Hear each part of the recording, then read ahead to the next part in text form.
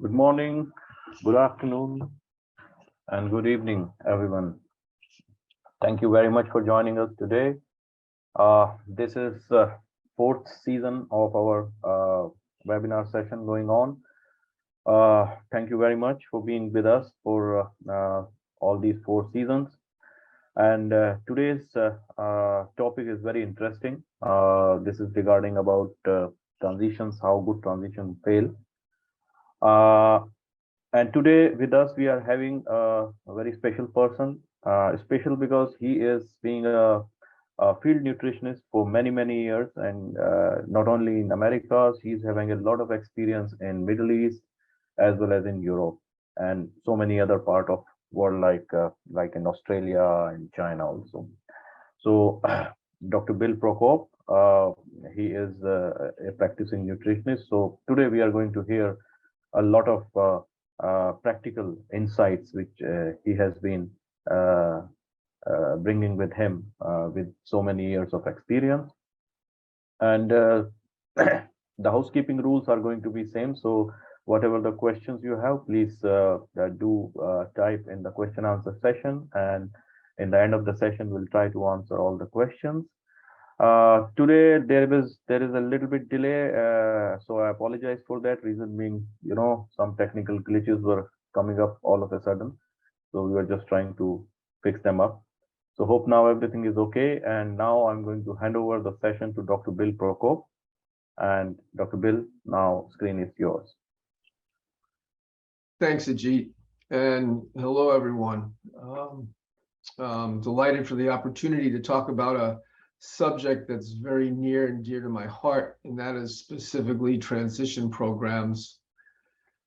And I've titled this talk, "Why Do Some Transition Programs Appear to Fail Despite Our Best Efforts?"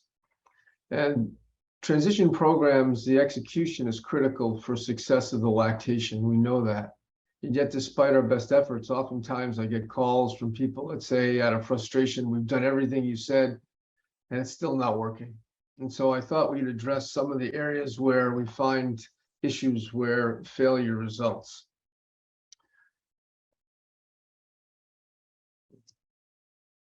And that's me. And I just wanted to reference that in addition to what Ajit said, I've had the opportunity to manage a number of dairies, as many as 5 3,000 cow dairies, and most recently the research dairy at Cornell University, where a lot of the research in transition cow work has been done. And I'm going to use specific examples and references. So my point here is, if I tell you about something, I'm not just discussing theory. It's because I've done it with my own hands and I can speak to the fact that these things work, whether I'm talking about a management system or products that I embrace for success. So let's start by defining the transition period. Exactly how much time have we got? And is it a vacation for her, as most people think? Is it a period of time where we spend a lot of money without any return? So typically the transition period starts when she dries off, the 8 weeks prior to calving, and then oftentimes encompasses the 4 weeks following calving, the fresh period. And, our typical perspective on this is that she makes money during the front end of her lactation, and that's true. And then as the lactation proceeds, we get into more of a break-even period, and then we go into a dry period, which is a complete and total economic loss. And my reaction to that is wrong. The transition period is the period of greatest opportunity for investment. It's not a loss. And so just to emphasize that, yes, the front end is the most profitable. Yes, the longer the lactation goes, the less return on your investment there is, but this transition is your opportunity to make the next lactation even more profitable. So let's analyze the transition period. What's going on? Biologically, it's a very busy time for her. It's not a vacation. The fetus is growing exponentially.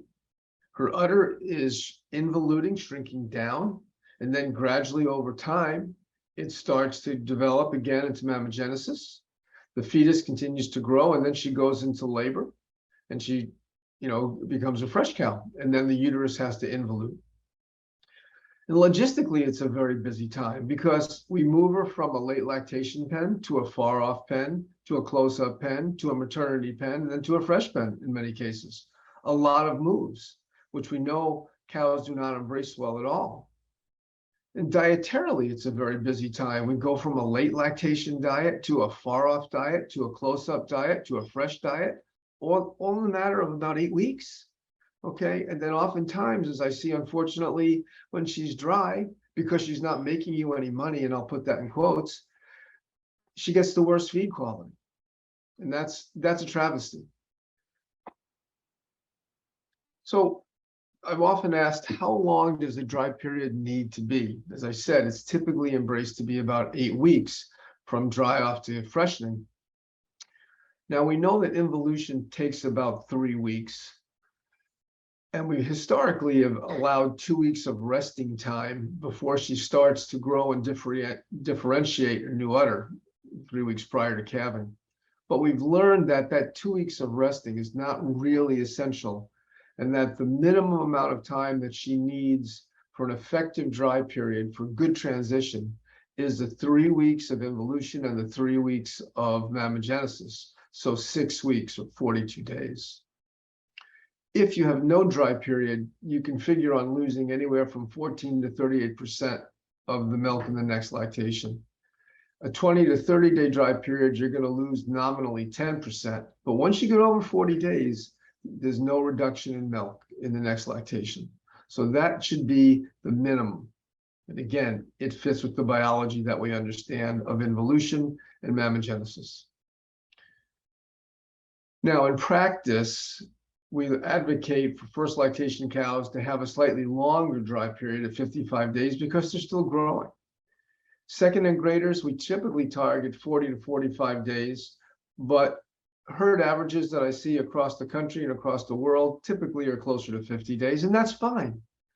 But when we start getting over 70 days, it usually means these cows had trouble breeding. They've been going to be dry a long time.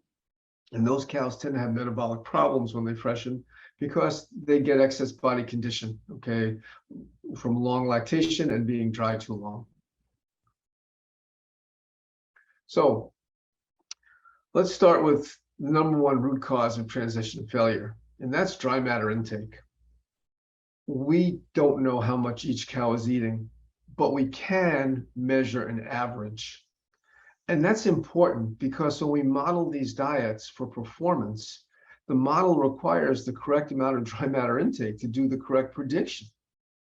And on top of that, if we don't have current accurate forage analyses, even dry matters of the forages, we can't give the model the information it needs in order to predict that we're going to meet her requirements in the transition period. Water quality and availability is just as important for the transition cow as it is for the lactating cow. Bunk management and feed hygiene, again, so often the dry cows get the discarded feeds, and that's wrong. They have the same type of needs of quality feed as the lactating cow. There are stresses that we impose upon our cows that are very detrimental, that impact dry matter, such as the demographics of the pen, the stocking density. How overcrowded is it? Do we do anything to correct for heat stress?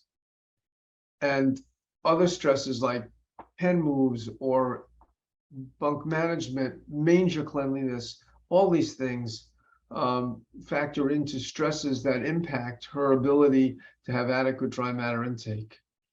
And then finally, the other one is body score considerations. As cows get heavier, they eat less. And that's going to impact their ability to maintain the intake they need to meet their requirements in transition.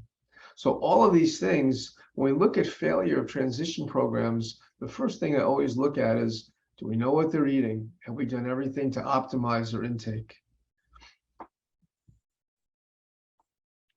And this is a slide from Vincent that shows the variation in dry matter intake in a group of dry cows. And my point here is you're always going to have this type of distribution, we want to make it as narrow as possible. So most of the cows are eating right around what we predict the average to be. And as we get to the left side of the curve, we have the outliers that whether they're lame, whether they had problems, but they're eating less. And those cows are going to fall out of our system as fresh cows. And it's important to understand that if we see that we have outliers, that we address that issue. So as we talk about good transition strategy, I want to use an example of a real herd so that you understand that I'm not just talking theory here, but put this into practice. And this is the Cornell University research area that we built in 2012. And the special needs barn is what I'll focus on here because that's where the transition period was. And here we have the barn 2, which is that special needs barn. Here we see the close-up heifers and cows. I want you to notice here, lots of fans on the left-hand wall. It's a curtain wall, lots of air and light, cleanliness. These cows look very comfortable. It's a narrow barn. Air exchanges are readily accomplished, blowing across. Waters are kept clean. Sand beds are also maintained so that the cows are comfortable. Stocking density is less than 100%. As you can see here, the cows have no problem finding a place to lie down. It's a tail-to-tail configuration, and that was done intentionally. This is the close-up group so that the observer can stand at one end and look down and see if anyone is going into labor, because then the cow is moved to a maternity pen. But this way, they don't have to disturb the cows by walking down through. They can stand at one end and observe, as opposed to if they were head-to-head stall configuration. This is the drover's lane that the cows walk down to go to the maternity pen. You notice it is covered with sand, so there's good traction. There's no issue with footing. And you can see there one of my girls lying down. She looks very much at ease, enjoying life, not the least bit stressed by us being there taking her picture. Again, an example of what stress-free living should be for the cow. So I mentioned body score previously, and I want to dwell upon that for a minute. Calving is a metabolically athletic event. Overconditioning, therefore, is very detrimental. Lean cows do much better in transition than obese cows. Lean cows consume more dry matter than obese cows. And that's very important, not just in the dry period, but also when she freshens into lactation. If we feed excess energy in the far off period, we know that there's a decrease in dry matter intake when she comes fresh. So if we do have a problem with a herd, and we have a lot of obese dry cows, we can tailor a program for those cows in transition with adjunct ingredients. However, the cost becomes somewhat excessive, and you have to have a place where you can just feed those girls those extra ingredients. So it becomes problematic logistically. But when you have obese cows, it's very important that you do a root cause analysis of the obesity and understand why it's happening so that we can put a stop to it. And the most common cause is poor fertility, which results in the cows having long days in milk, long lactations.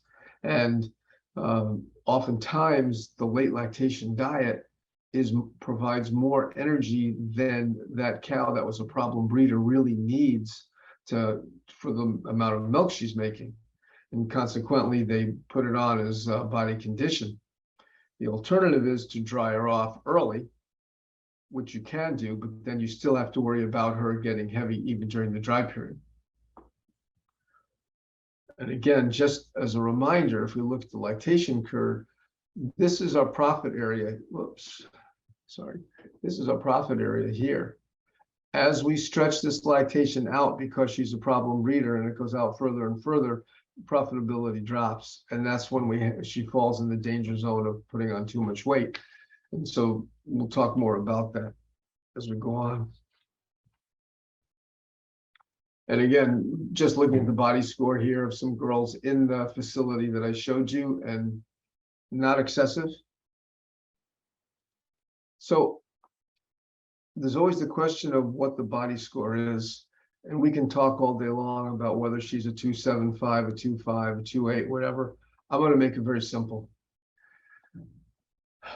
I look at three categories of body condition score. We have the the outliers that are at risk, and those are the ones that are either way too thin or way too heavy. And then we have the ones that are just about right, and what we have in between. And it's important, I think, to get a feel for what the average body condition score is, so that you know if you have to make changes in the transition ration, or maybe even make changes in the lactating ration if they're drying off with more condition.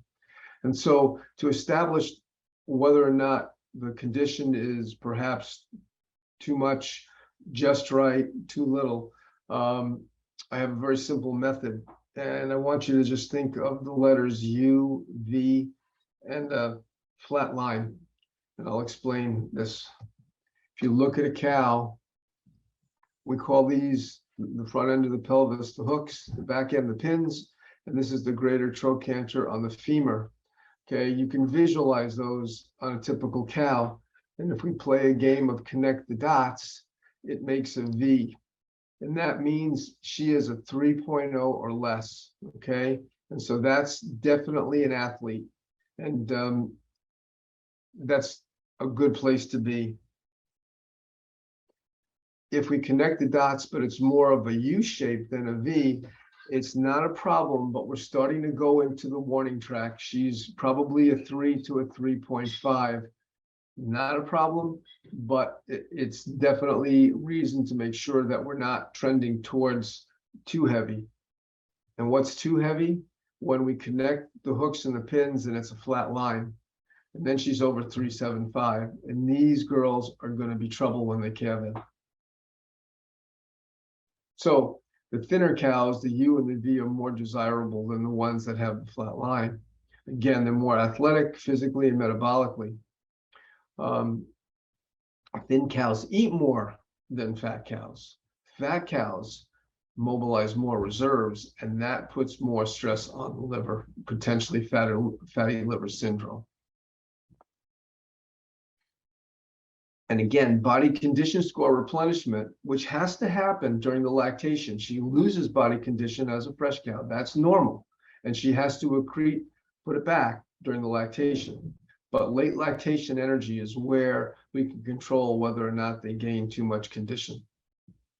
If we dry off early and go into a dry cow diet, many times we have to put those cows on a very, very high fiber, high fill, low energy diet to minimize body condition score gain during the dry period. But make no mistake, I am not putting them on a reducing diet. I want to keep them where they are. I don't want them getting any heavier or thinner. Once they dry off, I'm stuck with that. And I want to get them through that transition, and I'll fix it next time around. And when we talk about transition and fresh cow problems, there's a whole myriad of things here with milk-fever, ketosis, DAs, metritis, hypophosphatemia, hypomagnesemia. I hope to convince you that these are really all shades of the same color. I don't really differentiate these very much because I think we're finding out that there's a common root cause for a lot of these things when we look hard enough. And I'll explain as we go on. So, root cause number 2, hypocalcemia. Getting back to the diseases I just showed you, we typically assign hypocalcemia as the gateway disease. In other words, the cause that leads to all of those metabolic problems, or is associated or correlates with. Now, make no mistake, there is no statistical connection between hypocalcemia and those diseases. There is an association. And it makes sense because hypocalcemia, you have poor muscle contractions, cows can go down, get weak. They have trouble delivering the calves, so dystocia. They don't clean out effectively, so you get into retained placentas and detritus. And that in turn can lead to ketosis and DAs. We seem to have reduced dry matter intake. We have reduced motility of the gastrointestinal tract, which obviously increases the risk for hemorrhagic bowel, enteritis. We also know that calcium is needed for the immune system to function properly, so we can have them immunocompromised. And there's an association, a correlation with reduction in fertility after calving with low calcium. Understand, these are associations, not cause and effect. So what are the risk factors for hypocalcemia? Dry matter intakes that are too low during the dry period with high body condition score greater than 3.5, especially excess cations like sodium and potassium in the dry period, and inadequacy of magnesium and or vitamin D. Those are nutritional factors. So what are preventive strategies? Well, obviously maintaining body condition score on the thinner side to maximize dry matter intake, feeding sufficient mag and vitamin D. And there's two general categories for prevention strategies at this point. We can have low calcium diets at less than 0.4% of the ration, and those are non-anionic diets, they're just low calcium. And then we have high level calcium anionic diets greater than 1.5%. And I'll go into the specifics of these here. So let's talk about these strategies to reduce hypocalcemia. What are the specifics? Well, the low calcium diet is just that. You maintain less than 0.4% of the dry cow diet, dry matter as calcium. The problem you have with that is as feeds change, if you're not doing analyses consistently, you may find that your calcium level walks up out of that low end. And so you defeat the purpose of the program. And it can work if you have the right feeds, but it is problematic because you do have to monitor aggressively the calcium level going in. The negative DCAT approach, which produces a mild metabolic acidosis, is an alternative to this. And it uses either anionic salts, which have palatability issues, or preferentially anionic feeds, okay, to produce this mild metabolic acidosis. The negative DCAT approach offers a management tool that whereby we can look at the urine and evaluate whether or not our diet is working by monitoring the pH of the urine. And our target is typically 5.8 to 6.5 to know that we've achieved the mild metabolic acidosis that's needed for this diet to work. And so from the standpoint of management and process control, the negative DCAT diet offers us a means by which we can evaluate what's going on. There's also calcium binders like zeolite, and that basically binds the calcium so it can't be absorbed. The problem with the zeolite diet is it also binds other divalent ions, and we can end up with shortages in terms of phosphorus, magnesium. And so while they can work, there's not as much control, and there's an unknown factor here because there's not a lot of reports of consistently good results. So the other thing that contributes to hypocalcemia is stress. And we want to prevent excess stress because stress leads to immune activation, and that ends up with a low blood calcium. And there are things that we can do that we'll talk about to prevent this immune activation, such as refined functional carbohydrates like Celmanax, and also addressing the microbial terroir to reduce the stresses in the gut that lead to immune activation and low blood calcium. And I'll show you more about that in a minute. And the specifics of the negative DCAT or DCAB, whether you call it difference or balance, the purpose that we do this, we create a metabolic acidosis. It decreases the pH of the blood ever so slightly, but that stimulates the parathyroid gland. And that causes us to mobilize more calcium. And therefore, we have calcium metabolism activated before calving and the initiation of lactation, so that when the demand is there for that colostrum, she's ready to deliver what is needed. And this reduces the risk of milk fever. And also parenthetically, we see a reduction in udder edema when we use negative DCAT diets. There's another advantage to this philosophy as well, is when they're on a negative DCAD diet, and again, I use anionic feeds, not salts, that as soon as they calve in, we can shift that diet to a strong cationic diet, meaning the other way, going from a negative number now to a positive. And we go to about 350 milliequivalents per kilogram. And typically that requires us to have potassium at 1.6% of the dry matter or greater. But why do we do that? When they go from a negative DCAD to a strong positive DCAD, we see a tremendous increase in dry matter intake. It leads to stronger peaks in performance. And also there's a benefit to butterfat as the DCAD goes up. So overall, this is a good strategy for controlling the performance of that fresh cow. Okay, so I wanted to get back talk a little bit more about inflammation. I alluded to this in terms of excess immune activation, which comes from inflammation. And there's a correlation here to a lot of these fresh cow diseases that we have. And in fact, inflammation may actually be the root cause of these diseases, not the hypocalcemia that we assign as the gateway. So currently, when we talk about hypocalcemia as the gateway, as I said, it's only an associative effect. The more recent work suggests that this inflammation that's happening in the cow may be the root cause, and that the reduced dry matter intake and the nephis and the hypocalcemia and all the fresh cow diseases may be the result of immune activation, okay? And so we have to be aware that there's a lot more going on in this cow than just hypocalcemia. These things are symptoms, and we're finding out that the root cause is further upstream in the dry period where inflammation may be taking place.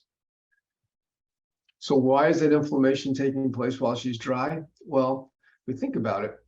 In the environment, there's always the challenge of organisms, the gram-negatives, which have a lipopolysaccharide coating.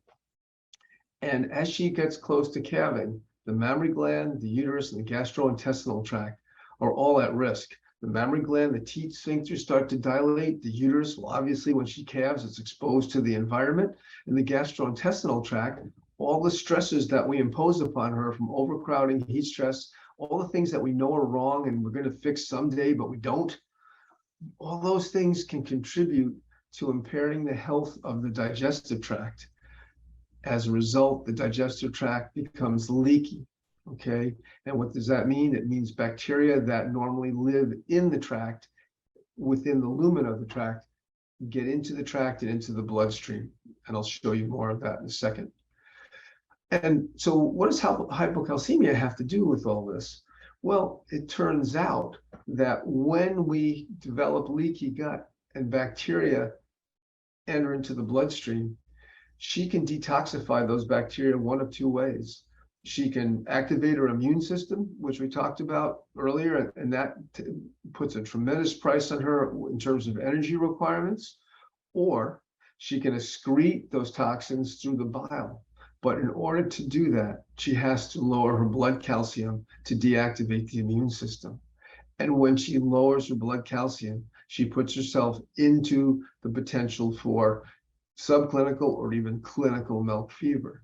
So these stresses that we allow that promote leaky gut actually are contributing to the hypocalcemia and the milk fever that we see in many cases. And if any of you out there have seen milk fevers mid-lactation, cows that go down low calcium, as if they are fresh cows, but well into the lactation, a lot of that is due to inflammation and the cow mobilizing calcium to excrete a toxin that we, through stress or lack of stress management, allow to get into her system. So here's a good example of what environmental challenge should be in terms of reduction. The maternity pens at the dairy, the one has just been cleaned. The one to the right has got straw in it. It's getting ready for the next cow to freshen.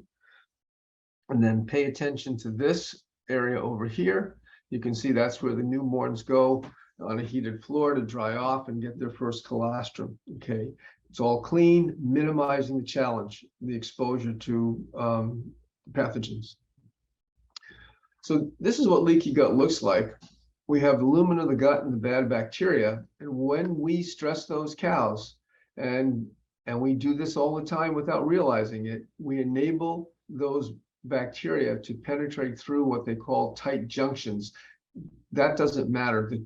The problem here is when we stress cows, the gut is not healthy. It's not able to keep the bad bacteria out. Some leak in, they go into the bloodstream, they go to the liver, and they can elicit acute phase proteins, an inflammatory response. And these substances, serum amyloid A, haptoglobin, LBP, okay, are probably what causes the dry matter intake to go down, and what is the root cause of a lot of those fresh cow problems that we see. It's not just hypocalcemia. Again, back to these diseases. So I'm going to submit to you that a lot of these things are correctable, preventable with the same management intervention. How simple is that? Okay. The third failure that I see is inadequate metabolizable protein. And we get into this debate because there's a lot of arguments in the literature how much is enough. And so popular opinion based upon the requirements of the fetus and the mammary gland is about 1,200 grams per head per day in the close-up. Many of us are of the opinion that 1,200 is a minimum, and 1,300 to 1,400 promotes better results. And the reason for this probably is the fact that when you consider dry matter intake variation, if we target low or at minimum, then the outliers that aren't eating enough are not going to be anywhere near the amount they need. If we target for a margin above that, then even if they eat less than the average, they'll still be getting enough to transition properly. And it presents to us that 1,300 to 1,400 produces a cow that's more robust when she freshens than those with a lesser level of metabolizable protein. So where is this demand coming from? At 190 days into gestation, the fetus has a tremendous growth spurt. That's when it really starts to grow. And the fetus can get energy from only two sources, glucose and amino acids. And so the cow sends all the glucose she has to the fetus. The fetus cannot live off of fat, okay? And the amino acids can be converted to glucose. So those are the two sources to keep the fetus, and the cow is going to prioritize to the fetus. So she will mobilize fat in her liver to make sugar for the fetus, and she'll also break down her muscle protein to make glucose for the fetus, which is very detrimental to the cow. The second requirement is at about 260 days in gestation, the udder starts to redevelop, mammogenesis. Remember, I said 3 weeks for it to involute, and then the second 3 weeks, it starts to grow. Well, this is when it starts to grow. And that increases her need by 277 grams of metabolizable protein for that udder to redevelop. So it makes perfect sense that she has this requirement, okay, for additional metabolizable protein. And if we don't meet the need, she will basically meet it by consuming herself, by mobilizing fat and muscle in order to keep the fetus alive and get ready to feed the baby. Okay, so if we don't address the needs, she will consume herself. And when she does this, when she freshens, she has no reserves left for lactation. A fourth category is whether or not dry cows need, require, or benefit from essential fatty acids. And I am a big proponent of this. Clinical trials have shown that if we supplement the close-up cow with essential fatty acids to the tune of about 150 grams, and then carry that over into the fresh window, 3 to 4 weeks, with again 150 to 200 grams of essential fatty acids, we see an improved immune function in the animal, and we see this reflected in better involution of the uterus, fewer metabolic problems, and we also get into improved performance, both lactation and reproduction. Okay, so that is a reason to consider essential fatty acids in the strategy of feeding the transition cow. I'm a big believer and have seen results firsthand in the herds that I work with by the inclusion of essential fatty acids in this window. Such products as Essentium are in there to stay, because the results that we see, even my producers say it's staying in. It works. We're not taking that out. Okay, so I've thrown a lot of stuff at you. I want to now show you what a transition program looks like, that at least one that we advocate in the group that I work with, Dairy Innovations. We emphasize 4 weeks pre and 4 weeks post calving. Okay, that's the minimum. We want to optimize dry matter intake by considering cow comfort considerations. Okay, stocking density, bunk space, bed comfort. Ideally, we separate nulliparous from pluriparous cows, but if we can't, so be it. And we want to minimize the environmental challenge. You want it clean. Basically, the conditions that we know that are going to promote good lactating cow performance apply to the dry cow as well. It's that simple. And that means mitigating heat stress. That means reducing every stress possible, because we know those stresses go on to damage the gut, and that goes on to produce an inflammatory response. And even if the cow doesn't look sick, she can manifest it later on with fresh cow problems. We want to apply the DCAD theory. Prepartum, we run a DCAD of -80 to 120. That gives us a urine pH of somewhere between 5.8 and 6.8. Why negative DCAD? Well, we do it first of all with feeds because they're palatable. Secondly, then we're able to monitor to know that they're eating enough to maintain the blood calcium homeostasis that we want at time of calving. I can monitor pHs. It's in my control. And after calving, I can kick the DCAD up from 350 to 400, and I'll see improved performance, both lactation, volume, and also typically butterfat. How do we do this? We use BioChlor prepartum, and BioChlor contains fermentin, which enhances metabolizable protein output from the diet, and also BioChlor provides the anionic effect as a feed, not a salt. After calving, we'd use DCAD Plus to improve the potassium level in the diet to get it over 1.7, ideally, at least over 1.6. And that also helps in the face of heat stress, okay, for helping mitigate the metabolic acidosis associated with production. So the DCAD theory makes perfect sense for the transition. Metabolizable protein. Again, at least 1,200, and I like greater than 1,300. Again, BioChlor prepartum has the fermentin effect to increase MP. You supplement with high-quality bypass protein as well, such as Soy Plus, Amino Plus, or whatever you have in your marketplace to get that level up there. But I always start first to see what kind of effect I get with my fermentin, because that's going to give me a tremendous boost in that diet. Amino acids. We do optimize on an energy basis for methionine, and that's our own philosophy. But there's research to show that elevating or optimizing for methionine in the close-up diet will have benefits on reproduction after she freshens.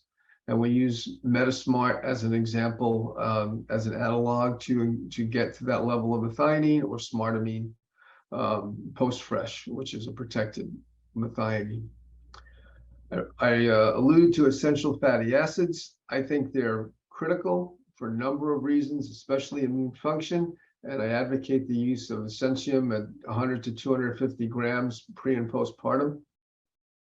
And getting back to leaky gut and all the things that we do wrong that hurt the cow without us meaning to, feeding gut adjuncts like Selmanax to help protect the gut by binding the pathogens before they can penetrate, or better yet, the use of products like Certilis, if it's available in your marketplace, to inhibit the damage to the gut by Clostridium, is another adjunct that makes a lot of sense in order to compensate where we lack in management or or we're the challenge because we're feeding feeds that don't have the hygiene that the cow deserves, and we've increased the challenge with poor feeding practices, to that gut.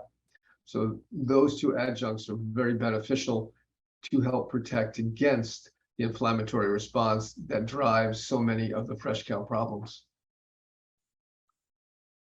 Okay, the take home for you guys, and guys means girls too.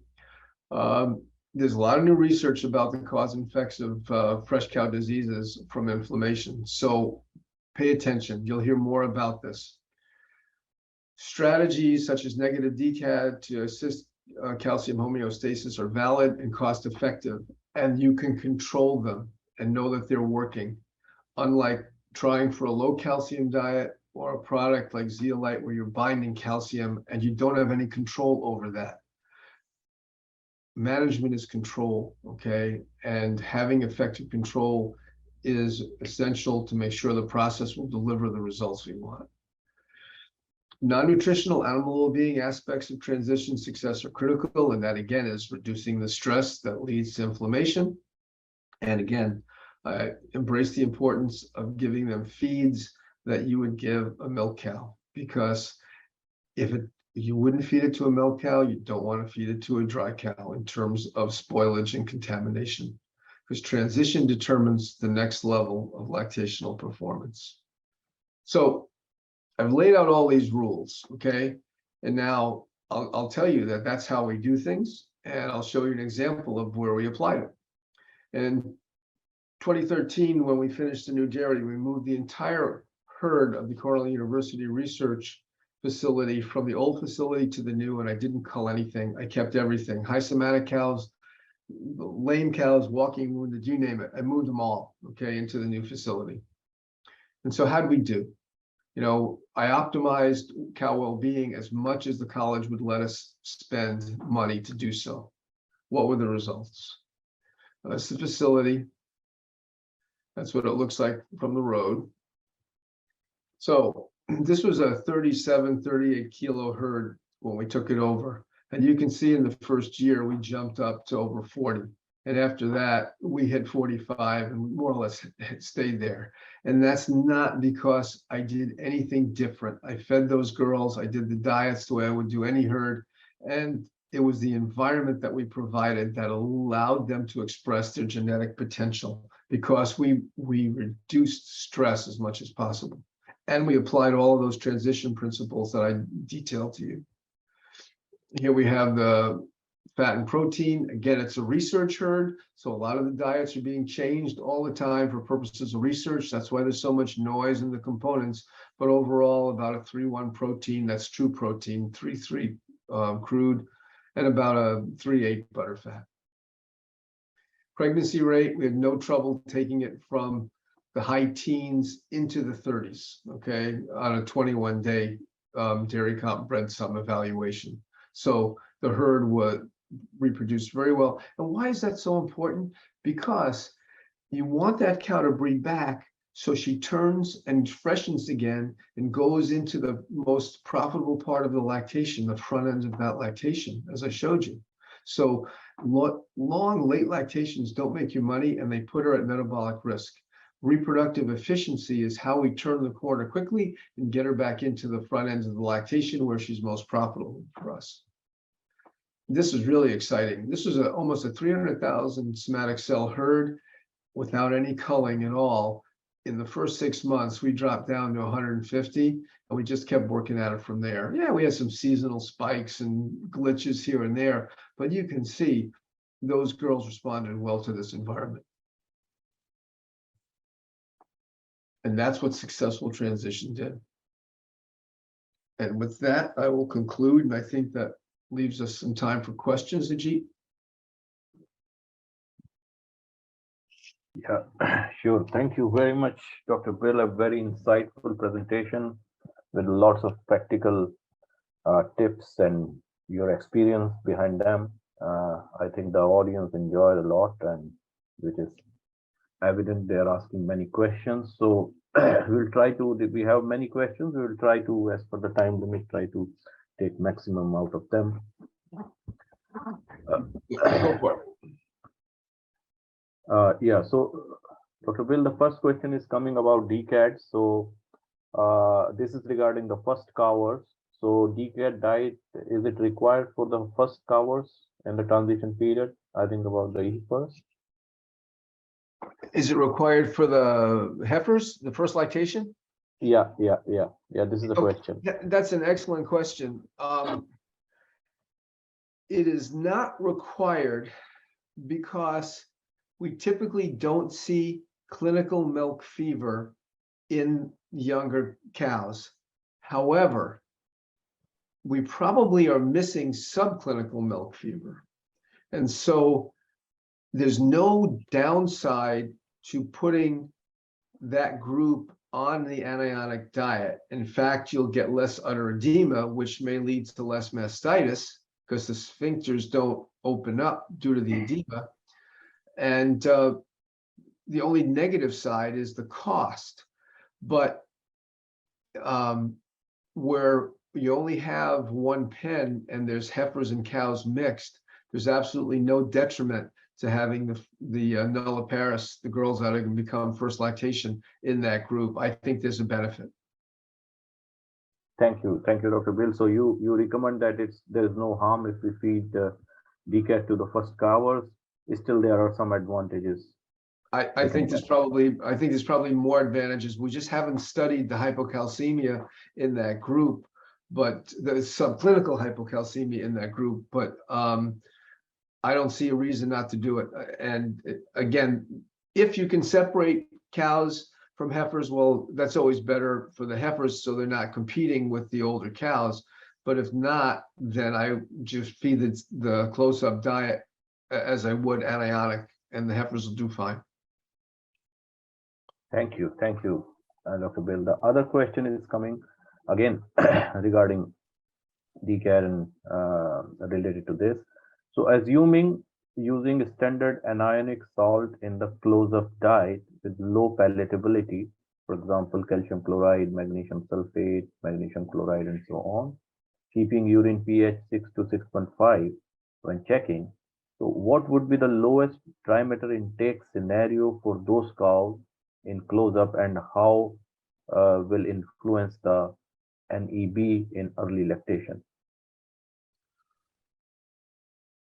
So I guess I'm not 100% sure what would be the smallest dry matter intake package I would want to see. Is that what we're saying for that? I think the question is because once we are feeding these anionic salts to create a low DCAT, so dry matter intake is affected. So I think the audience is trying to know from your experience that how much lowest dry matter intake you have seen in this kind of scenario. Okay. When you have 6.5 pH. Yeah. And how it is going to influence NEB in the early lactation. So I seldom see a transition diet that's going to be less than 11 kilos, okay, of dry matter intake. And the size, if that's the amount that's being consumed, then I will increase first we look at how much protein is produced in the rumen with that diet in terms of fermentation. That's first, the microbial protein production. Then I will bring in supplemental, and those diets have biochlor fermentin effect, so that's increasing the MP. But if you're not using biochlor and you're just using anionic salts, okay, as long as they're eating enough, but I'm going to bring in bypass proteins to get my level up to 1200, 1300. And a good example, in the summertime, when heat stress may cause intakes to drop, then we will shrink the package and make the concentration of the nutrients higher to make sure that we're going to get the metabolizable protein we need out of whatever amount of dry matter that she's eating. But seldom do I see less than 11. Okay, the average is going to be between, for cows, certainly over 12 and even some cases over 13. But for heifers, seldom less than 11 with success. Does that answer the question? If not, please hit me with it again. So, I think so. Yeah. If you have if you're not satisfied, still you can ask again. But I okay. think this the audience was looking into.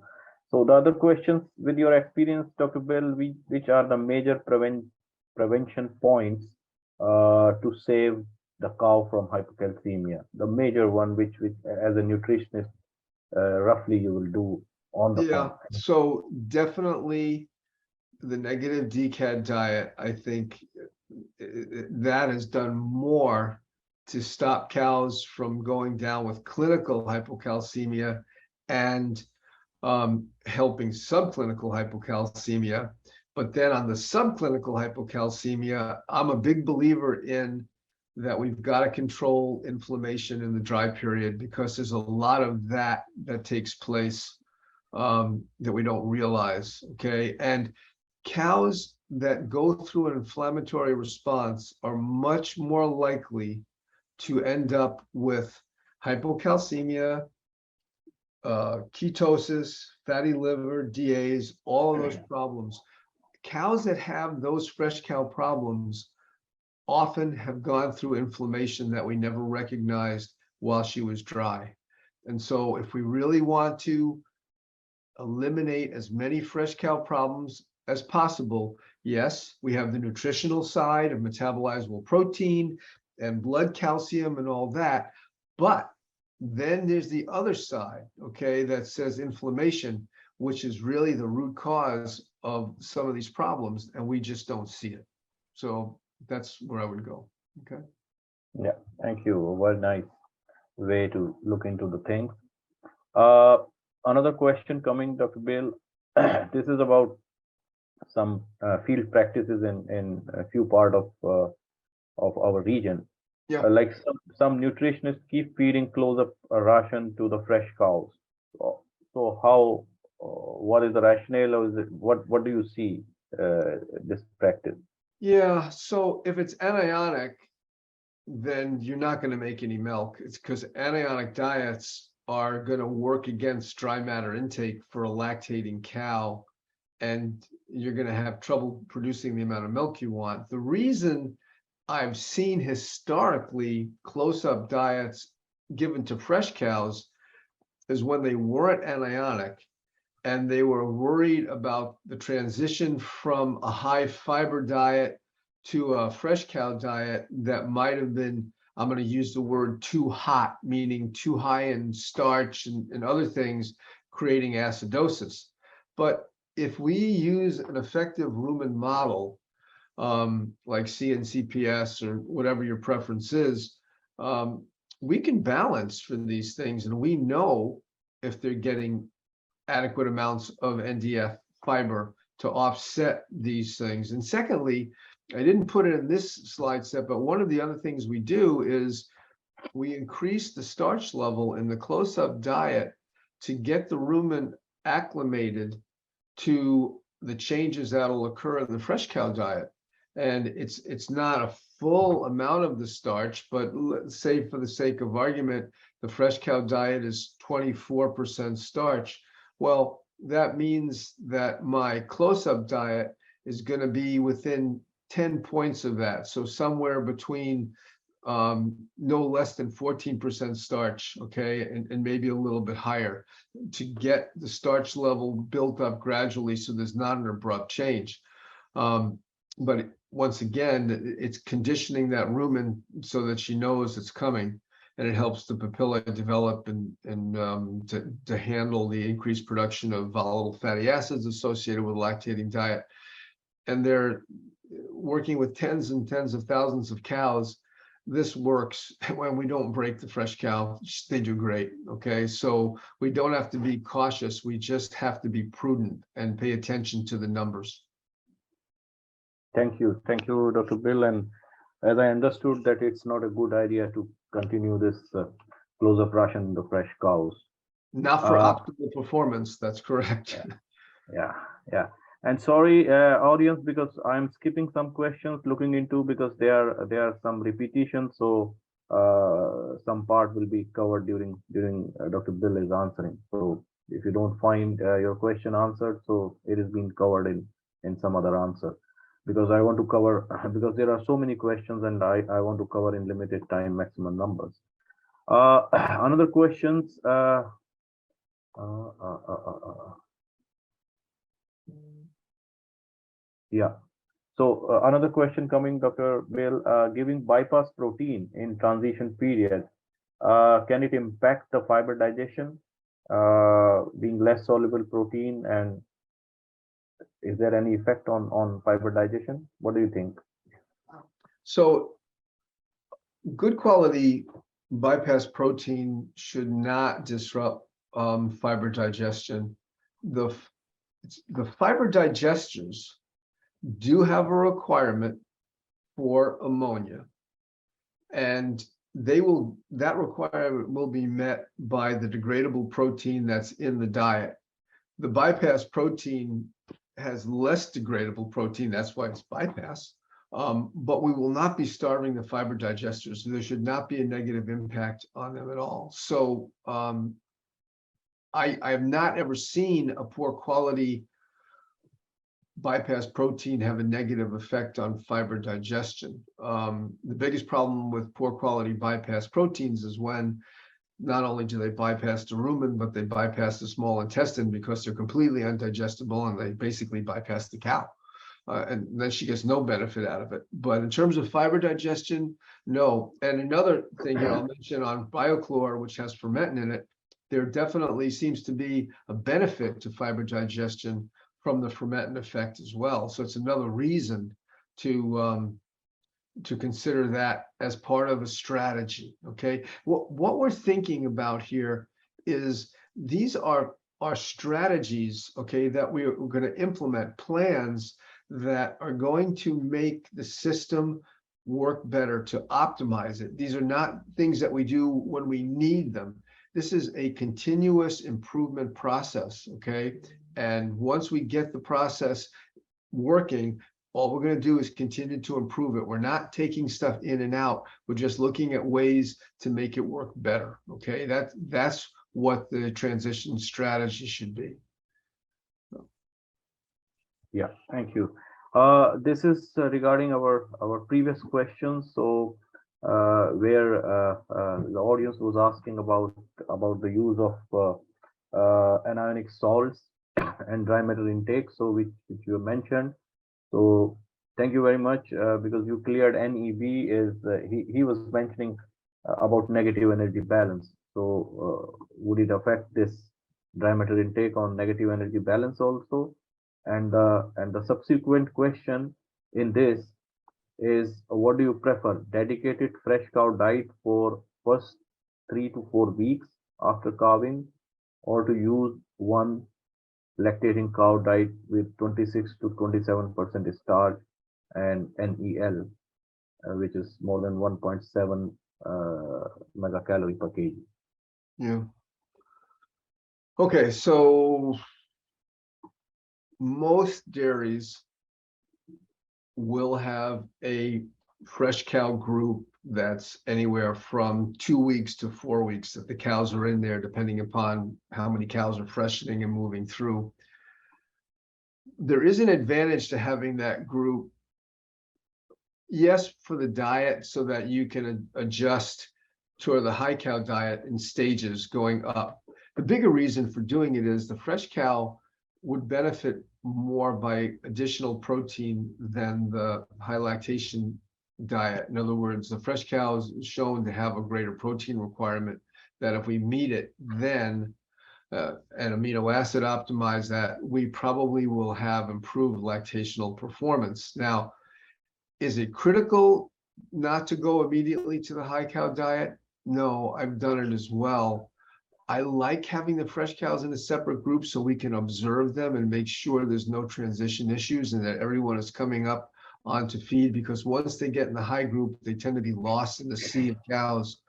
And so if the high cow diet is adequate in fiber, And our transition diet acclimates them for the starch. So if they're going to be on a 26% starch or 27% starch high cal diet, prior to freshening, I'm probably going to have the starch in that diet in the close-up close to 17 or 18 to make sure that the jump is not going to be so great.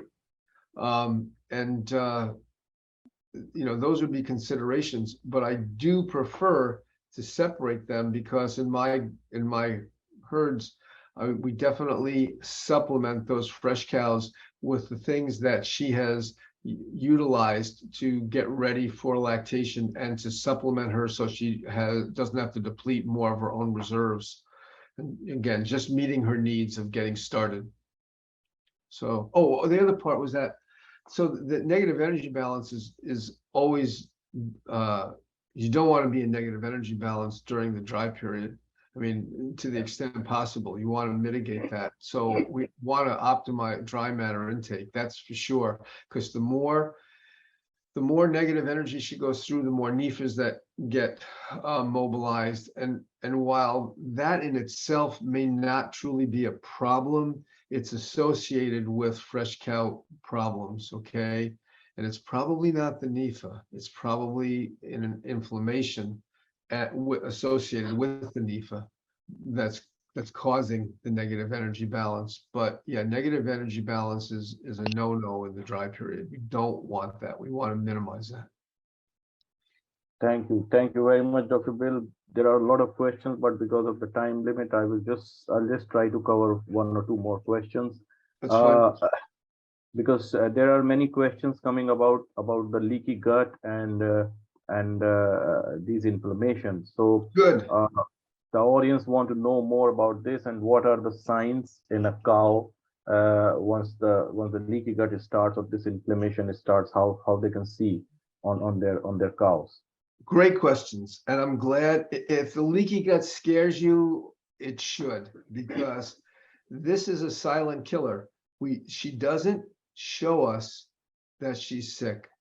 The cow in general tries to hide when she's ill because they've developed genetically that they know a predator will pick out the weakest of the herd. And so they always stand there and look like, I'm fine, until they fall over dead. And so the signs of leaky gut are not obvious. And the only way we really know what's going on is by blood tests. And it's not practical to do that. And so here's the simple rule. If you don't do everything you can to minimize leaky gut, and that starts with environmental stress, okay, by reducing heat stress, by reducing overcrowding, by feed hygiene, then you're going to have some, no matter what. All right, and it's nothing's ever perfect, okay? I mean, you look at the picture of that cow, if you still have the slide up, she looks completely happy, but I don't doubt that there might have been a stress at some point during her dry period. And that's why feeding nutritional adjuncts that help protect the gut against the invasion of pathogens is as much as you can do. And I can tell you this, in this herd, we had very few fresh cow problems. Okay, and I attributed it because I was such a good nutritionist and I had a good transition program. Well, okay, that's a start. That's the nutritional side of it. But the rest of it is the fact that we learned that controlling stress has a much greater impact on their health and performance than we ever imagined. And I can't tell you how to measure leaky gut practically. All I can tell you to do is prevent it at every turn that you can, and that's by reducing the stresses that we talk about here. So I wish I could give you a better answer, but there's no magic test for that yet, and you can't tell by looking at the cow.